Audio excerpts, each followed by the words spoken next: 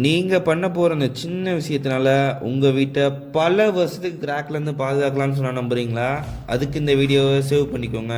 அஸ்ஸலாமு அலைக்கும். நான் உங்கள் engineer Ibrahim from Trichy. Civil ரிலேட்டடான வீடியோவுக்கு நம்ம பேஜை ஃபாலோ பண்ணிக்கோங்க. இது பிரிக் ஒர்க்கில் நம்ம பார்க்க வேண்டிய விஷயம் பார்ட் 2. ஆல்ரெடி பார்ட் 1 போட்டிருக்கோம். பார்க்காதவங்க சேனல் செக் பண்ணுங்கள். மீண்டும் மீண்டுமா? பிரிக் ஒர்க் ஸ்டார்ட் பண்ணும்போது ஒவ்வொரு வரிக்குமே தூக்கும் ஹரிசாண்டல் அலைன்மெண்ட்டும் செக் பண்ணோம். இப்படி பண்ணால் பார்க்கவும் நீட்டாக இருக்கும். அதே மாதிரி தேவையில்லாத ஆப்ஷன்ஸையும் அவாய்ட் பண்ணலாம். இந்த மாதிரி பிளாஸ்டிங் பண்ணும்போது பிளாஸ்டிங்கோட திக்னஸை கரெக்டாக கொண்டு போகலாம்.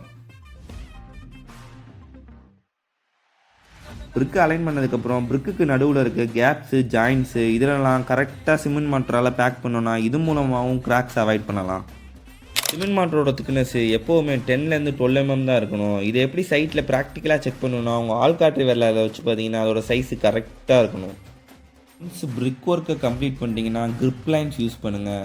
இது நீங்கள் பிளாஸ்டிங் பண்ணும்போது ஸ்ட்ரென்த்தை வேறு லெவலில் இன்க்ரீஸ் பண்ணி கொடுக்கும்.